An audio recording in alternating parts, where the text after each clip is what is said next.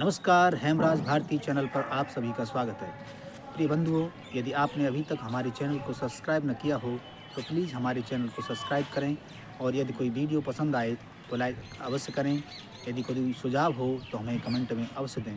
Bell icon यानी घंटी सबसे ऊपर 3 घंटी में से पहले आल वाली घंटी को अवश्य दबाएँ, जिससे कि वीडियो की नोटिफिकेशन आपको सबसे पहले मिलती रहे। धन्यवाद, नमस्कार, हेमराज भारती।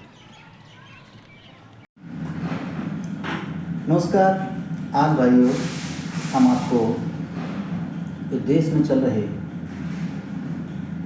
विध्वंसकारी हिंदू मुस्लिम के विषय में कुछ कहना चाहते हैं। देखो, हिंदू भी हमारे भाई हैं और मुस्लिम भी हमारे भाई हैं। सिख, ईसाई, ये सब एक मानव मात्र के लिए एक मानव धर्म होता है। इसमें सभी एक दूसरे के हितैषी होते हैं। वसुधैव कुटुम्बकम, संसार हमारा कुटुंब है, परिवार, ये हमारा नारा है। लेकिन कुछ अल्प बुद्धिजीवी लोग हैं ना, वो इस समाज को, राष्ट्र को भ्रमित करते रहते हैं, देश को। जैसे मुस्लिम ज़्यादा आतंकवाद कर रहा है, मुस्लिमों ने वहाँ पे अत्याचार कर दिया, वहाँ पर लोगों को काट दिया। ऐसा नहीं है। जो सच्चाई की तह तक हम जब तक नहीं पहुँचेंगे, तब तक हमें ये पता नहीं चलेगा कि क्या हो रहा है और क्या होना चाहिए। साथियों, ऐसा नहीं है कि हिंदुओं में जो है अत्याचार नहीं हो रहा। क्या हिंदू अत्याचार नहीं कर रहे? मुसलमान भी अत्याचार कर रहा है? नहीं, हिंदू भी अत्याचार करता है। कुछ अल्पबुद्धि जो होते हैं, हिंदुओं में भी होते हैं। लेकिन किसमें कितना प्रतिशत ज़्यादा है, किसमें कितना प्रतिशत कम है, ये भी है। और उसका कारण क्या है? मूल कारण क्या है? मूल कारण है शिक्षा। वो कैसे? शिक्षा कैसे? हिंदुओं के जो बच्चे हैं, जनरेशन है, वो लगभग 90-95% शिक्षित है। 100% नहीं कह सकता हूँ। और जो जाति बिरादरियों में, सिख, ईसाइयों में जो शिक्षा का जो स्तर है, वो लगभग 95% है। लेकिन हिंदू के बाद मुस्लिम, मोमडन, जो इस्लाम को जो है मानने वाले लोग हैं, उनके बच्चे पहले भी और अब भी केवल 20 से 30% ही शिक्षित हैं। बाकी 70-80% इनकी जनरेशन, मेरे भाइयों की जनरेशन, अशिक्षित है।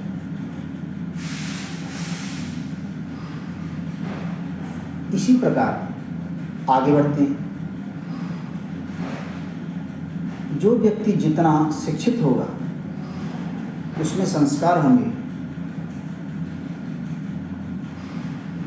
जो सामाजिक जो शिक्षा है और संस्कार जो शिक्षा है, जिन बच्चों में होगी, वो अत्याचार कभी शायद नहीं करेंगे। ठीक शिक्षा के स्तर से हम आगे बढ़ते हैं।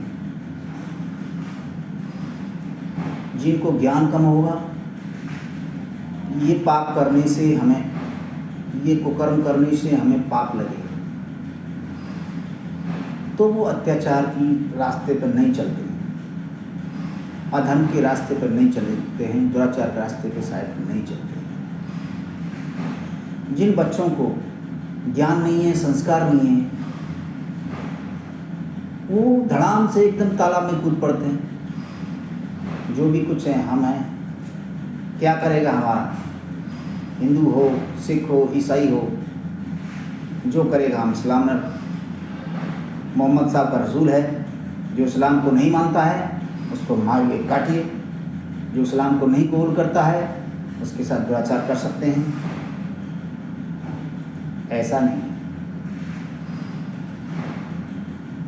किसी को मारने का अधिकार आपको न तो कानून है न परमात्मा ने दिया है।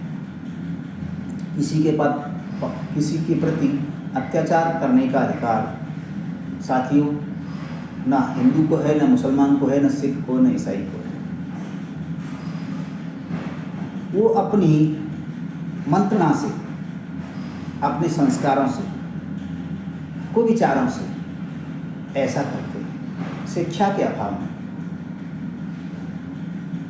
ऐसा कर डालते हैं, जोश में आवेश में खुद खो बैठते हैं। साथियों, मैं सभी मुस्लिम भाइयों से निवेदन करना चाहता हूँ, आप अपने बच्चों को शिक्षित करें और संस्कारित करें। रही बात आप कहो हमारे इस्लाम में तो मीट खाना लिखा है, नहीं। मैंने कुरान भी पढ़ी है, भागवत भी पढ़ी है, गीता भी पढ़ी है, रामायण भी पढ़ी है और अभी शायद वेद का अध्ययन कर रहा है। उसमें कहीं पर भी ये जिक्र नहीं है किसी की हत्या करके आप खाइए, नहीं। रही बात कुर्बानी की, तो कुर्बानी का आप पहले परिभाषा समझिए। कुर्बानी किसको कहते हैं? सुभाष चंद्र बोस ने, भगत सिंह आज़ाद ने, अब्दुल हमीद ने इस देश के लिए कुर्बानी दी।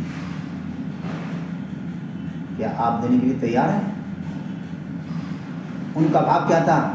मैं चाहे जीऊं या मरूं, लेकिन मेरा देश बचना चाहिए, मेरा राष्ट्र बचना चाहिए। आपको ऐसी प्रतिभावना है देश की प्रति? यदि उस समय, जिस समय आपके प्रति ये भावना जग जाएगी देश के प्रति, तो आप समझो हिंदू मुसलमान भूल जाओगे। आप इस्लाम और हिंदू भूल जाओगे, आप दूसरे पर अत्याचार करना भूल जाओगे। ठीक, ये दुनिया यही है और यहीं रहेगी। आप भी नहीं रहेंगे, मैं भी नहीं रहूँगा, लेकिन हमारे जो कर्मों का लेखा जोखा है वो हमें भोगना पड़ेगा, आज नहीं तो कल। जो देश राष्ट्र जीव मात्र के कल्याण के लिए अपनी जान की बलि दे सकता है, कुर्बानी दे सकता है, उसको बोलते हैं कुर्बानी।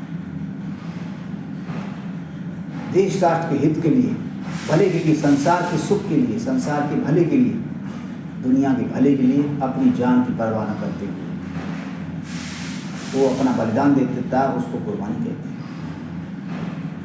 आप क्या समझ रहे हैं कि दूसरे को कुर्बान करके खा लो, अपना पेट भर लो? नहीं, आप ये अधर्म कर रहे हैं, अत्याचार कर रहे हैं। दूसरे की, अन्य किसी मजहब की बहन बेटी है, हाँ, आप अच्छे से कुरान पढ़िए। कुछ मुस्लिम भाई ऊपर से सुन लेते हैं, अल्प बुद्धि, दो चार बात सुन लेते हैं, उनके जो मौलवी बताते हैं, मौलवी वही बताते हैं, जो है 90% मौलवी यही बताते हैं कि ये तो अनपढ़ हैं, मूर्ख हैं, जानते कुछ है नहीं, हम जैसे बोल देंगे वैसे ये मान लेंगे। ये भी कारण है, जब तक आप धर्म ग्रंथों को नहीं पढ़ेंगे आपको ज्ञान नहीं होगा। ठीक, वो जैसे 3 तलाक है, उस पर हलाल कराते हैं। ये बहुत सी कुरीतियाँ हैं, हिंदू समाज में भी है, ऐसी बात नहीं, मैं मुस्लिम को ही बोल रहा हूँ, हिंदू समाज में भी। बशर्ते अंतर इतना है, बशर्ते अंतर इतना है कि शिक्षा और ज्ञान के अभाव में हिंदुओं में भी 10% लोग अशिक्षित हैं गाय, वही ऐसे कुकर्म करते हैं हर बरादरी में। जाट हो, ठाकुर हो, बनिया हो, ब्राह्मण हो, क्षत्रिय हो, शूद्र हो, सभी ने, सभी जाति मजहब में अशिक्षित लोग हैं। लेकिन अगर में केवल 10% हैं और मुस्लिम में 80-90% अशिक्षित लोग हैं। वो चतुर मौलवियों के, और मौलवियों का यह है कि हम अपना ऐशो आराम की ज़िंदगी जिए, ये तो भेड़ें हैं, इनको जैसे बता देंगे वैसे करते रहेंगे। जागिए मुस्लिम भाइयों, आप पहले भी हिंदू थे, कारणवश ऐसे लालची लोग ही मौलवियों ने, कुछ अल्प भ्रमित लोगों ने लोभ के कारण आपको भ्रमित कर दिया। आप पहले भी हिंदू थे और कुछ लोग कुछ समय बाद फिर भी हिंदू हो गए, लेकिन आप अभी भी बचे हुए। आप अपना इतिहास उठाकर देख सकते हैं, आप पहले सभी हिंदू थे। आप सोचेंगे हमें हिंदू समाज नहीं अपनाएगा, ईसाई समाज नहीं अपनाएगा, सिख समाज नहीं अपनाएगा। क्यों नहीं अपनाएगा? क्या आज आपको देश से भगा दिया गया है? क्या आज आपके साथ कोई दुर्व्यवहार होता है? अरे भाई, तब भी थे और आज भी हैं। रही बात सगाई व्यवहार की, संबंध की, अरे आप हिंदू समाज या आप जो भी थे, धर्म परिवर्तन आज भी कर सकते हैं और पहले भी हुआ है, इसमें बुरा मानने की क्या बात है? हाँ, आप सोच रहे होंगे, आप विचार कर रहे होंगे कि भाई हमारे बच्चों का शादी व्यवहार कैसे होगा, हिंदुओं में तो बड़े कुरीति हैं, कुरी रिवाज हैं। नहीं, अरे हिंदू धर्म में रहना, खाना पीना, संध्या वंदन करना, हवन करना, यज्ञ करना, ऐसी कुछ आपके शुद्धिकरण के लिए समाधान है। शादी रही शादी व्यवहार की, तो आप आज कर रहे हैं, उनको उसके बाद भी कर सकते हैं। रही बात संबंध की, संबंध में ऐसा है कि आप एक पंडित के द्वारा कर सकते हैं, आज आप एक मौलवी के द्वारा कबूल कर रहे हैं।